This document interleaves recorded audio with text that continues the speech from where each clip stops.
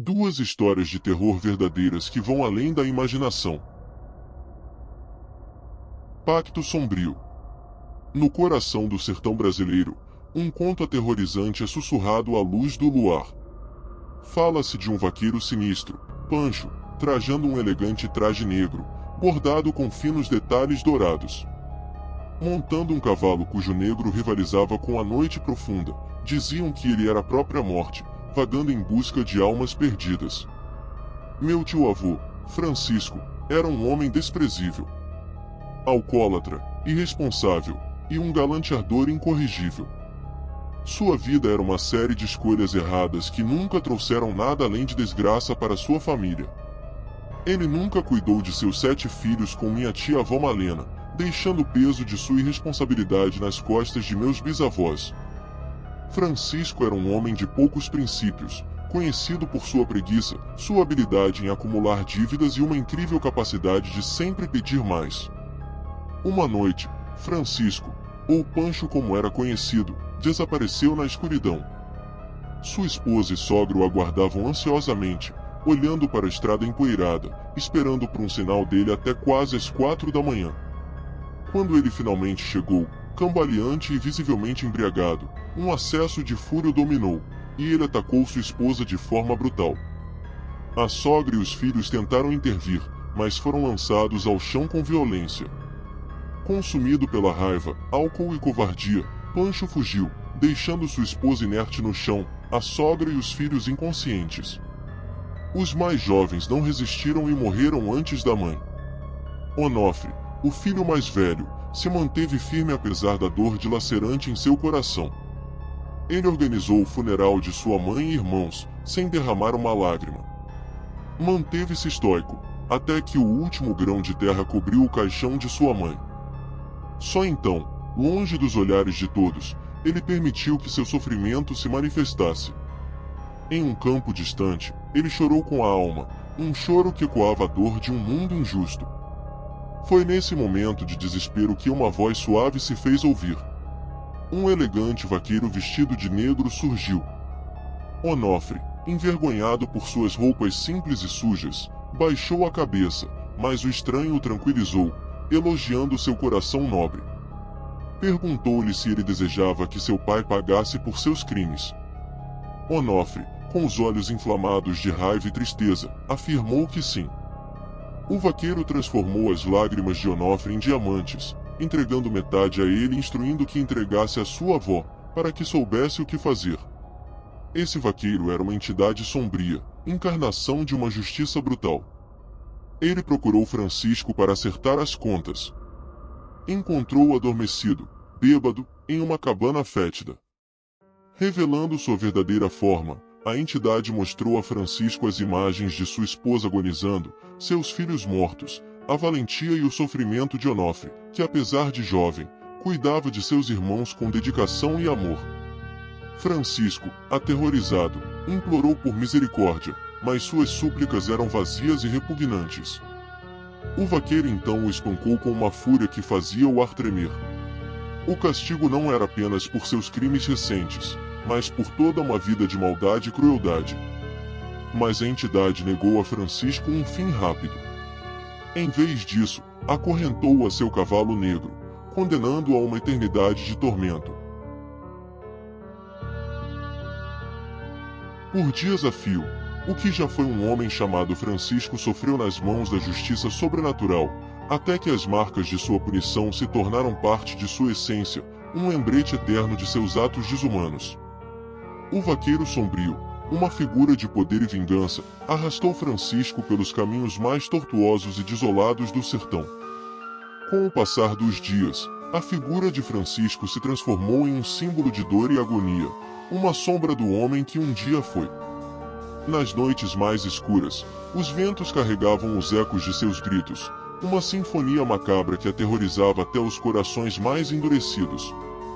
Francisco, em seu estado lastimável, mal reconhecia os lugares por onde passava, sua mente turvada pela dor e pelo desespero. Enquanto isso, Onofre e seus irmãos, sob os cuidados de seus avós, tentavam reconstruir suas vidas. A notícia da punição de Francisco chegou aos ouvidos da família, trazendo um misto de alívio e horror. Eles sabiam que, de alguma forma, a justiça havia sido feita, mas a natureza sobrenatural e implacável dessa justiça os deixava inquietos.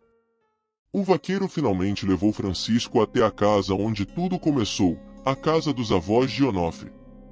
Ao vê-lo, o velho casal se agarrou às crianças, temendo o pior.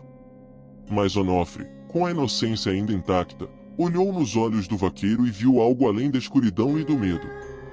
Ele viu justiça. Ele viu um fim para o ciclo de sofrimento que seu pai havia iniciado. O vaqueiro, com um olhar que transmitia tanto compaixão quanto severidade, assegurou a Onofre que Francisco jamais faria mal a alguém novamente. Com essas palavras, ele se afastou, desaparecendo na escuridão da noite, levando consigo o homem que já foi Francisco, agora um mero eco de suas próprias atrocidades. Anos depois, Onofre, já adulto, contava essa história para seus filhos e netos. Uma história de dor, mas também de redenção. Uma história que ensinava sobre as consequências dos atos, sobre a justiça que pode vir de formas inesperadas e sobre a força que reside na capacidade de superar a adversidade. E assim, a lenda do vaqueiro sombrio e de Francisco, o homem que foi condenado à eternidade de tormento, tornou-se parte do folclore local, um conto aterrorizante contado ao redor das fogueiras nas noites frias do sertão, um lembrete constante de que, às vezes, a justiça tem um rosto tão sombrio quanto os pecados que busca punir.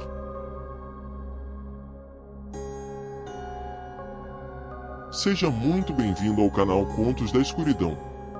Obrigado por assistir a este vídeo e deixar o like. Inscreva-se no canal e ative as notificações para ser avisado sobre novos vídeos de terror. Veja na descrição deste vídeo um link para o livro O Homem de Giz. Mistério e suspense na dose certa para quem gosta do gênero, um livro muito bem recomendado na Amazon. Ao comprar pelo link você está apoiando este canal. Muito obrigado!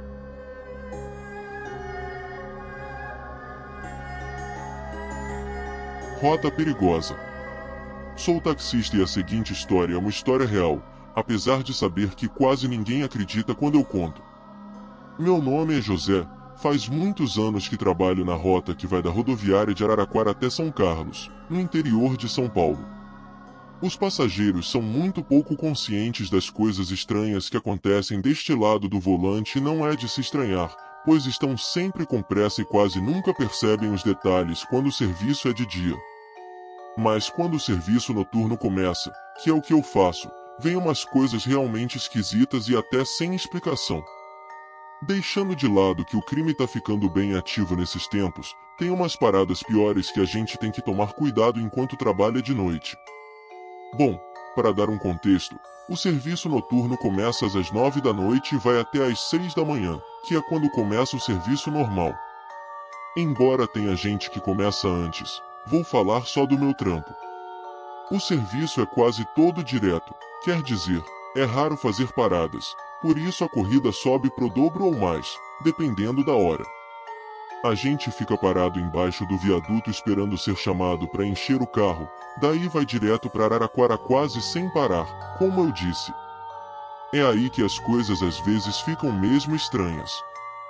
Parece que a modernidade não fez muito efeito nas coisas sobrenaturais que acontecem por aqueles por aí. Ainda tem plantações em muitos lugares, terrenos imensos até onde a vista alcança, lugares tão solitários que você duvidaria que tem gente morando. Mas é assim, dentro desses caminhos intermináveis tem lugares habitados, vilas que se escondem atrás das paredes verdes de milho e alfafa, entre outras plantações.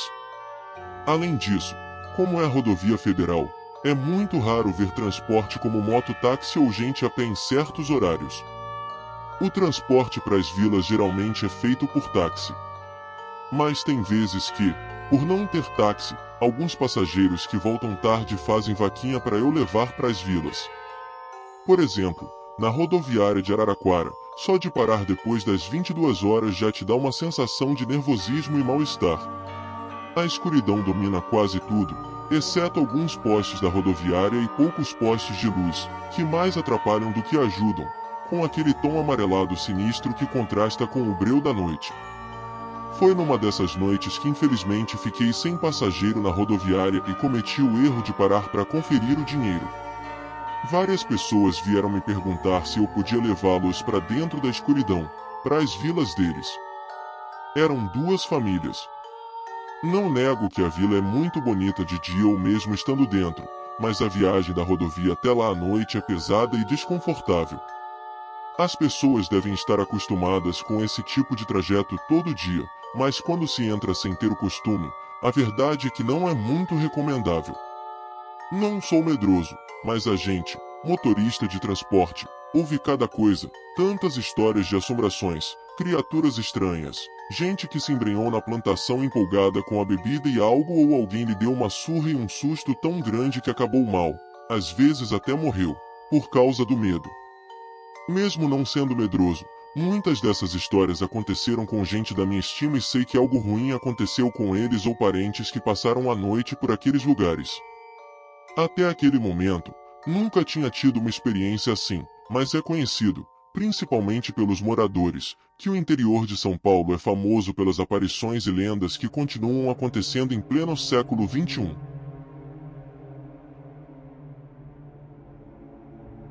Estava pensando muito sério se fazia a viagem ou não. Só de olhar o terreno, me dava certa apreensão e desconfiança.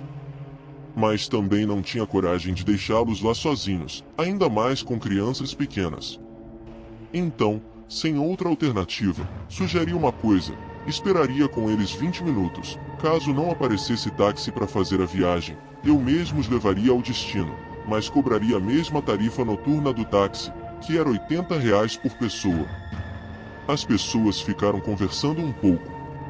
No começo, pensei que iam desanimar ou regatear o preço, mas, para piorar, nem carro particular passava aquela hora e eles me pagaram o combinado, dinheiro na mão, sem desculpas. Já passava da meia-noite quando decidi levá-los. De qualquer maneira, iríamos para um lugar só, sem paradas. E como já tinham me pago, também não podia deixá-los na mão. O caso é que, quando o último passageiro entrou, agradeci mentalmente por finalmente ver luzes. Meus passageiros traziam várias crianças, então estavam demorando para descer do carro. O estranho foi que os que estavam com os pequenos saíram correndo para casa assim que chegamos, fechando a porta, enquanto o resto desceu calmamente, como se temessem que algo acontecesse às crianças. Foram longos minutos tirando mochilas e sacolas, mas não podia reclamar se já tinham me pago a corrida. O importante era que, quando o último passageiro desceu, agradeceu e me disse umas coisas que me deixaram muito mais nervoso do que já estava. Disse ele: "Muito obrigado, compadre. Volte com muito cuidado, a saída é do mesmo jeito que entramos, não desvie, não entre no pasto e cuidado porque tem lua cheia.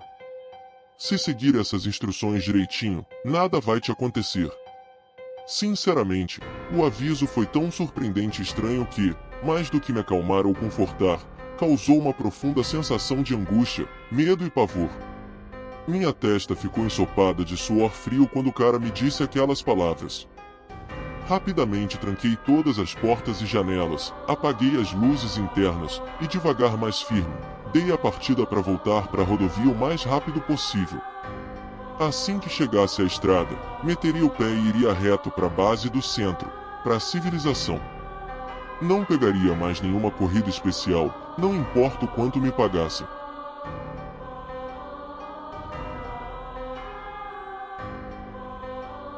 Estava pensando tanto nisso e, acima de tudo, no aviso daquele senhor, que quase passei por cima de uma matilha de cachorros que, como os que tinha visto mais cedo, estavam em bando latindo ferozmente para algo agachado na plantação. Buzinei para eles saírem do caminho, mas no momento 2 deles desapareceram no pasto, entre ganidos agonizantes.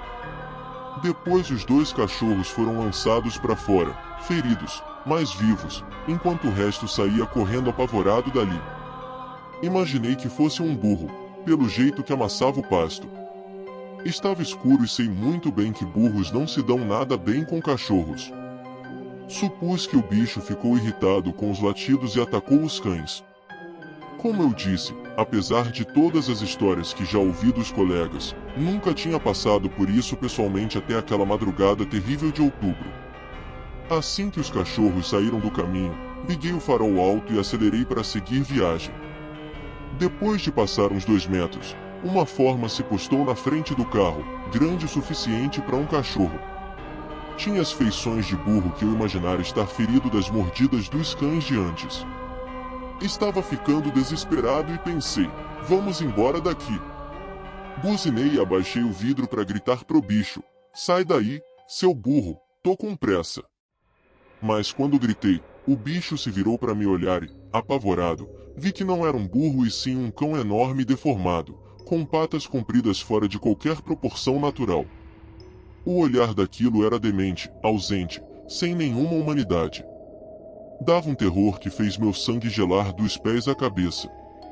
Meu primeiro impulso foi gritar e o segundo foi afundar o pé no acelerador quando o bicho se ergueu nas patas traseiras e andou lentamente, virando o pescoço de um jeito que pensei que tinha deslocado. Abriu sua enorme bocarra babando, cheia de dentes, o que me fez grudar de costas no banco. Soltei um urro apavorante que me fez gritar de novo e joguei o carro em cima do bicho. Mas a coisa pulou tão ágil, desviando da batida. Foi tão violento que sem querer entrei no maldito pasto, sem outra escolha. Acelerei o máximo que o terreno permitia avançar. De lá começou a frenética perseguição. Era uma verdadeira loucura. Sabia muito bem que aquele animal não era normal, nada deste mundo criado por Deus. E o jeito como dispensou os cachorros não indicava nada de bom. Foram várias vezes que o bicho, ou o que quer que fosse, tentou subir no teto da van, tentando entrar ou me tirar de lá. Por sorte, não conseguiu e cada tentativa o atrasava um pouco, me fazendo ganhar vantagem por um trecho. Mas não enxergava direito para onde estava indo. Essa era a desvantagem, pois não sabia para onde esse bicho do demo estava me levando. Apesar do medo, esqueci completamente as orações. Por algum motivo estranho, quando me acidentava, o que fazia instintivamente era rezar, mas por mais difícil de acreditar, as palavras não saíam ou simplesmente não vinham à minha mente. Isso poderia ter poupado boa parte dessa experiência apavorante. Mas lá estava eu, sendo perseguido por uma coisa de outro mundo que esteve perto de me alcançar várias vezes. Então aconteceu o que nunca esperei e mais temia. Muita gente instala tubulações para irrigar suas terras. São de tubo metálico bem grosso e enterrado bastante fundo para evitar roubo. Para minha má sorte, bati em um desses canos, o que fez a van capotar barulhentamente. Por milagre, não fui arremessado para fora e o carro não me esmagou. A série de giros descontrolados que dei. As coisas estavam muito ruins para mim. Estava capotado, preso, encharcando com o vazamento maciço de água e os sons estranhos e apavorantes indicavam que a criatura ainda me espreitava. Pude ver suas patas rondando ao redor da van, farejando e se aproximando mais e mais.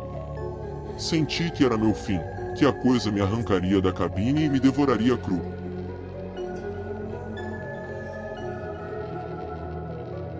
Finalmente as palavras começaram a fluir e me pus a rezar e chorar feito uma criança assustada.